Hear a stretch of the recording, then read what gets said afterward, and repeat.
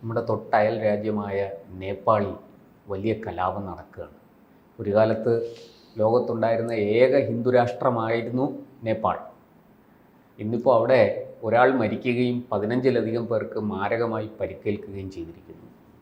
രാജഭരണം തിരികെ വേണമെന്ന് വാദിക്കുന്ന ഒരു വിഭാഗവും അങ്ങനെയല്ല വേണ്ടതെന്ന് വാദിക്കുന്ന മറ്റൊരു വിഭാഗവുമാണ് കലാപത്തിന് നേതൃത്വം കൊടുക്കുന്നതെന്ന് പറയുന്നു.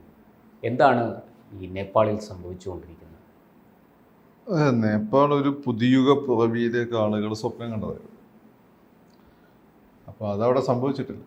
അവിടെ രാജഭരണത്തെക്കാളും കഷ്ടമാണ് ഇപ്പം ജനാധിപത്യം വന്നതിന് ശേഷമുള്ള സ്ഥിതി. കുറച്ചും കൂടി പവർഹംഗ്രിയായിട്ടുള്ള കുറച്ച് പുതിയ രാജാക്കന്മാരുണ്ടായെന്നല്ലാതെ ജനങ്ങളുടെ ജീവിതത്തിൽ മാറ്റമൊന്നും ഉണ്ടായില്ല എന്നതാണ് കാര്യം.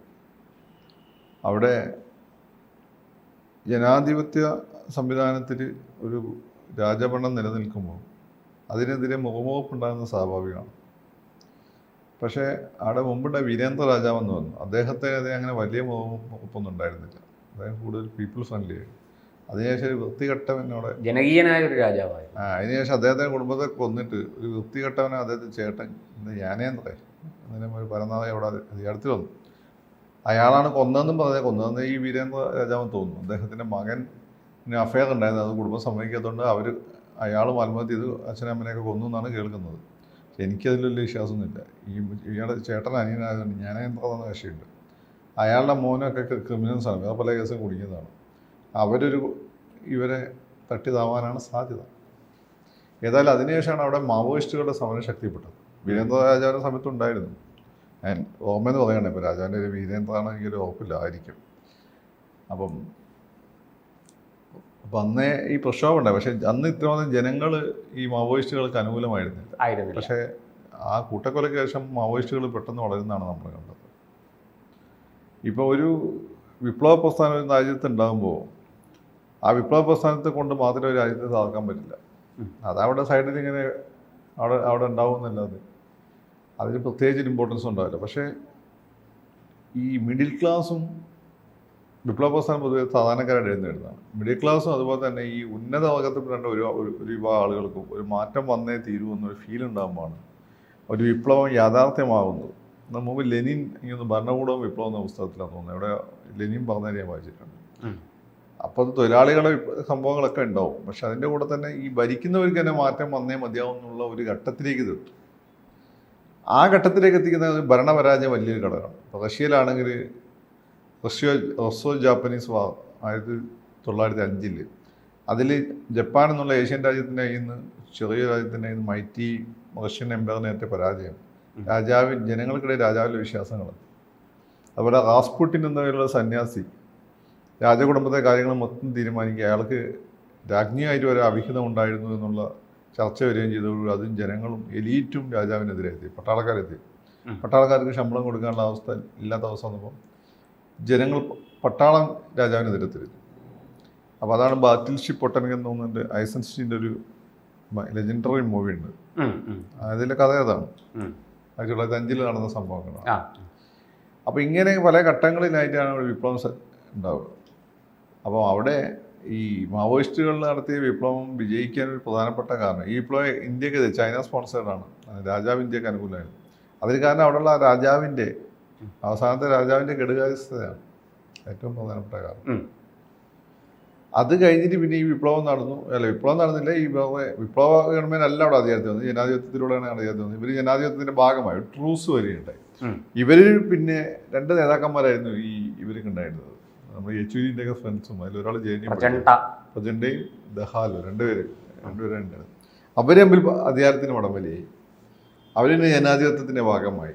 ഇന്ത്യയിൽ കോൺഗ്രസ് നയിച്ച ബ്രിട്ടീഷുകാർ ഉണ്ടല്ലോ തന്നെ ഈ താൽക്കാലിക ഗവൺമെൻറ്റുകൾ ഇന്ത്യക്ക് രൂപം കൊടുത്തിരുന്നു. ഇന്ത്യയിൽ 1937 അതിൽ വന്ന് ഈ സുഖസൗകര്യങ്ങൾ അനുഭവിച്ചോട് കൂടിയിട്ടാണ് ഇന്ത്യയിൽ കോൺഗ്രസ് നശിക്കാൻ തുടങ്ങിയത്. അതുപോലെ കമ്മ്യൂണിസ്റ്റുകാർ അധികാരത്തിൽ വന്നതോടുകൂടിയാണ് കമ്മ്യൂണിസ്റ്റുകാർ നശിക്കാൻ തുടങ്ങിയത്. പുറത്തുനിന്ന് പറയുന്നത് മനുഷ്യനെ ദുഷിപ്പിക്കും. BJPക്ക് അങ്ങനെ തന്നെയാണ്.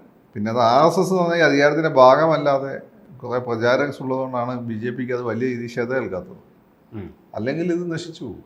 അതുകൊണ്ടാണ് RSS നേരിട്ട് രാഷ്ട്രീയത്തിൽ ഇറങ്ങാതെ കാരണം ഇതാണ്. അധികാരം നിങ്ങളെ ദുഷിപ്പിക്കും.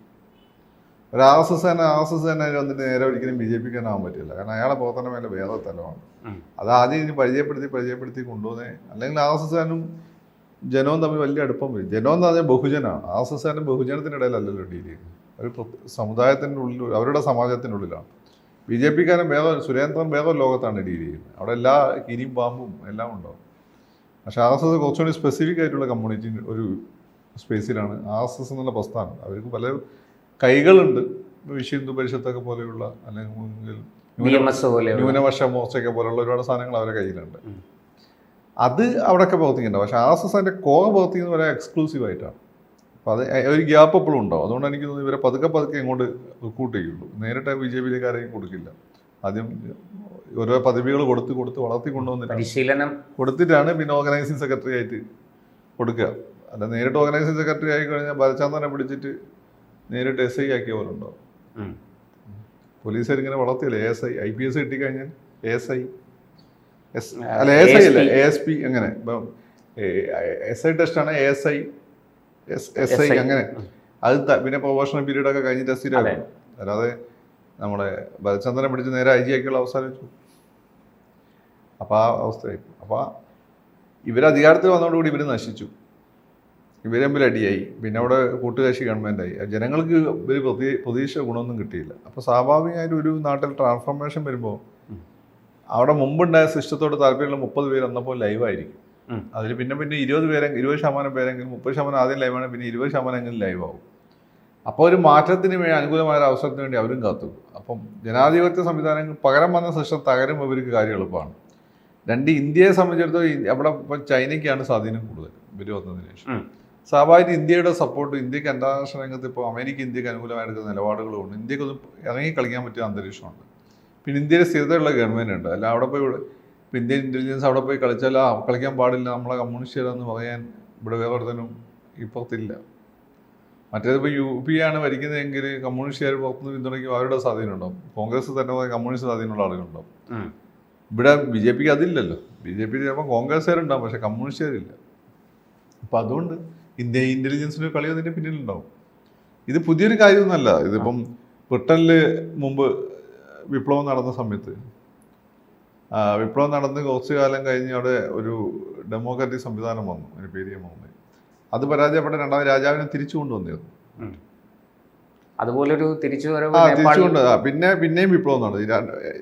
തിരിച്ചു വന്ന രാജാവിനെ ഒരു തലമുറ കഴിഞ്ഞപ്പോൾ അവർ പിന്നെയും പ്രശ്നക്കാരായി. അതിനുശേഷം ബ്രിട്ടനിൽ ഇപ്പം കാണുന്ന സംവിധാനമുണ്ട്. രാജാധിപത്യം ഉണ്ട്, പക്ഷേ കാര്യങ്ങൾ പാർലമെന്റ് തീരുമാനിക്കും. ഇത് ഫ്രാൻസ് സംഭവിച്ചിട്ടുണ്ട്. വിപ്ലവം നടന്ന് വിപ്ലവ അവസാനം കാണുന്നവരൊക്കെ പിടിച്ച് കൊല്ലുന്ന പരിപാടിയായി. അങ്ങനെ വന്ന സമയത്താണ് അവിടെ രാജാധിപത്യം തിരിച്ചു വന്നു. അതാണ് നെപ്പോളിയൻ. പിന്നെ നെപ്പോളിയൻ തേർഡൊക്കെ അവിടെ വന്നു. അവസാനം 1-ാം ലോക മഹായുദ്ധം, ഈ പറയുന്ന ഈ ജർമ്മൻ യൂണിഫിക്കേഷനായിട്ട് ബന്ധപ്പെട്ട് യുദ്ധം നടന്ന സമയത്ത് നശിച്ച് അതാണ് ഈ ഭീകരമായ രീതിയിൽ ഈ നെപ്പോളിയൻ 3-ാമൻ പരാജയപ്പെട്ടു. അതോടുകൂടിയാണ് ഇന്ന് കാണുന്ന ഫ്രാൻസിലെ ജനാധിപത്യ സംവിധാനം ഉണ്ടാക്കപ്പെട്ടത്. അപ്പോൾ ഒരു സിസ്റ്റത്തിൽ നിന്ന് വേറെ സിസ്റ്റത്തേക്ക് മാറുമ്പോൾ ജനങ്ങൾക്ക് എപ്പോഴും അക്കരെ പച്ച തോന്നും. ഒരു 10-30 വർഷം അല്ല 50 വർഷത്തിനിടയ്ക്ക് ഇങ്ങനെ ചിലപ്പോൾ അത് തിരിച്ചു വരാം, വീണ്ടും മാറ്റം വരാം. പ്രതീക്ഷകൾ നിറവേറ്റപ്പെട്ടില്ലെങ്കിൽ അതിൻ്റെ ഒരു ഘടകം എന്ന് വെച്ചാൽ ഇന്നത്തെ ലോകത്ത് നിന്ന് എക്സ്റ്റേണൽ ഫാക്ടേഴ്സ് വലിയൊരു ഘടകമാണ്. അന്നൊക്കെ ഇന്റേണൽ ഫാക്ടേഴ്സ് ആയിരുന്നു. ഇന്ന് എക്സ്റ്റേണൽ ഫാക്ടേഴ്സ് പ്രധാനം ഒന്ന് അമേരിക്കയാണ്, ഒന്ന് ഇന്ത്യയാണ്. ഇവിടെ കളിക്കുന്നത് ചൈനയാണ്. ഇപ്പോൾ ചൈനയാണ് കളിച്ചുകൊണ്ടിരിക്കുന്നത്. അപ്പോൾ ചൈനയ്ക്കെതിരെ ഇന്ത്യക്ക് കളിക്കാനുള്ള ഒരു സാഹചര്യം ഇന്ന് ഗ്ലോബലി ഉണ്ട്. അമേരിക്കയുടെ സപ്പോർട്ടും ഉണ്ട്. അമേരിക്ക അക്കാര്യത്തിൽ ഇന്ത്യയുടെ കൂടെയാണ്. അപ്പോൾ ഇതെല്ലാം കൊണ്ട് തന്നെ അവർക്ക് നേപ്പാളിൽ നിന്ന് ലഭിക്കുന്ന റിപ്പോർട്ടുകൾ അനുസരിച്ചാണെങ്കിൽ വലിയ തോതിൽ സ്ത്രീകളും പ്രായപൂർത്തിയാകാത്ത പെൺകുട്ടികളും മറ്റ് രാജ്യങ്ങളിലേക്ക് തൊഴിൽ തേടി പോവാണ്. പ്രത്യേകിച്ചും വീട്ടുജോലിക്കും കുഞ്ഞുങ്ങളെ ശുശ്രൂഷിക്കാനും ഒക്കെയുള്ള ജോലികൾ നേടി. ഉദാഹരണത്തിന് തായ്ലാൻഡ്, മുംബൈയിലുണ്ട്, അവർ വരുന്നുണ്ട്. അതുപോലെ അങ്ങനെ പല രാജ്യങ്ങളിലേക്കും അവർ തൊഴിൽ തേടി പോകേണ്ട, സ്ത്രീകളും ഈ പ്രായപൂർത്തിയാകാത്ത പെൺകുട്ടികളും അടക്കം തൊഴിൽ തേടി പോകേണ്ട ഒരവസ്ഥയാണ് നേപ്പാളിൽ. അത്ര സാമ്പത്തികമായിട്ടും അവർ പ്രതിസന്ധിയിലാണ് എന്നാണ് നമുക്ക് കിട്ടുന്ന റിപ്പോർട്ടുകൾ. ഈ അന്താരാഷ്ട്ര മാധ്യമങ്ങൾ റിപ്പോർട്ട് ചെയ്യുന്ന വാർത്തകളൊക്കെ പരിശോധിക്കുമ്പോൾ നമുക്ക് മനസ്സിലാകുന്നതാണ്. അപ്പോൾ ഇങ്ങനൊരു വളരെ ദുർഘടമായൊരു സാഹചര്യത്തിലേക്ക് നേപ്പാളിനെ കൊണ്ടെത്തിച്ചിരിക്കുകയാണ് ഈ പറഞ്ഞ രാജാവും അവിടുത്തെ മാവോയിസ്റ്റും ഈ ജനാധിപത്യവൽക്കരണവും എല്ലാം കൂടെ ചേർന്ന്. ഇതിൽ നിന്ന് എങ്ങനെയാണ് പുതിയൊരു ഭരണക്രമം അല്ലെങ്കിൽ പുതിയൊരു സംവിധാനം ഉരുത്തിരിയുക? നേപ്പാൾ ഇത് പുതിയതായിരുന്നു. ഞങ്ങൾ ബോംബെയിലെ പമ്പുകൾ പോയി നോക്കിയാൽ മദ്യം വിളമ്പുന്ന നേപ്പാളീസ് പെൺകുട്ടികളാണ്. ഇവരെ കാണാൻ ഏതാണ് ഇന്ത്യക്കാരുടെ ലുക്കുണ്ട്, ഒരു മംഗളൂർ ലുക്കുണ്ടോ, നല്ല ബേബി സ്കിന്നും രസമാണ് അവരെ കാണാൻ, ക്യൂട്ട്. അതൊക്കെ മുമ്പേ ഉണ്ട്. അപ്പം അവിടുത്തെ മാറ്റം കൊണ്ട് പിന്നെ സ്ത്രീകൾ ഏതൊരു പ്രശ്നം സമൂഹത്തിലുള്ള ഏതൊരു പ്രശ്നം സ്ത്രീകളെയാണ് ഏറ്റവും കൂടുതൽ ഇമ്പാക്ട് ചെയ്യുന്നത്. പണ്ട് സ്ത്രീകൾ രംഗത്ത് തുടങ്ങിയില്ലായിരുന്നു. ഇപ്പോൾ എഡ്യൂക്കേഷൻ കിട്ടിയോണ്ട് നിങ്ങൾ നോക്കിയാൽ മതി. ഇപ്പോൾ ഏതൊരു സമരം വന്ന പെൺപിള്ളേരാണ്. ഇപ്പം നിങ്ങൾ മറ്റേ ഈ സമരം കണ്ടില്ലേ, പൗരത്വ നിയമത്തിൽ ഇതുള്ള സമരത്ത് പെൺപിള്ളേരാണ് മുന്നിൽ നയിക്കുന്നത്. കാലം മാറി. ആണുങ്ങൾ വീട്ടിലിരിക്കുന്ന പെണ്ണുങ്ങൾ വീട്ടിലിരിക്കുക, ആണുങ്ങൾ സമരം നടത്തുകയും ചെയ്യുന്ന ആ കാലം മാറി. ഇപ്പം BJP ഇവിടെ നടത്തുന്ന സമരത്തിലാണെങ്കിൽ ദുർഗാവാഹിനിയുടെ സ്ത്രീകളാണ് ബാരിക്കടിനെ മുകളിൽ ചാടിക്കുന്നത്. മഹിളാ മോർച്ചയിലെ സ്ത്രീകൾ, മഹിളാ മോർച്ച ദുർഗാവാഹിനി പൈസ മഹിളാ മോർച്ചയുടെ സ്ത്രീകൾ. ആണുങ്ങൾ പലപ്പോഴും അവിടെ ഇവിടെ നിന്ന് വാങ്ങിക്കുന്ന സ്ത്രീകളാണ് ഭയങ്കര വീര്യത്തോടു കൂടി. എനിക്കിത് സമയം ഓർമ്മയുണ്ട്, BJPയുടെ സരിത കേസല്ല, ഈ സ്വർണ്ണ കള്ളക്കടത്ത് കേസിൽ എന്ത് പെർഫോമൻസ് ആയിരുന്നു. അപ്പോൾ സ്ത്രീകൾ ഇപ്പം വളരെ ശക്തമായി ലോകത്തെല്ലായിടത്തും, ഇപ്പോൾ അഫ്ഗാനിസ്ഥാനിൽ വെച്ച് അല്ല പാകിസ്ഥാനിൽ വെച്ച് രംഗത്ത് വരുന്ന ഒരു അവസ്ഥാവിശേഷമാണ്. അപ്പോൾ അത് ഇതിപ്പോൾ എന്തായി തീരുമെന്ന് പറയാൻ പറ്റില്ല. പക്ഷേ അവിടെ ഒരു വലിയൊരു ഭൂമികുലുക്കത്തിനുള്ള ശരിയായ ഭൂമികുലുക്കല്ല, രാഷ്ട്രീയമായ ഒരു ഭൂകമ്പത്തിനുള്ള എല്ലാ സാധ്യതകളും അവിടെയുണ്ട്. കൂടുതൽ വാർത്തകളും വിശേഷങ്ങളും നിങ്ങളിലേക്ക് എത്താൻ ABC മലയാളം സബ്സ്ക്രൈബ് ചെയ്യുക, ബെൽ ബട്ടണും അമർത്തുക.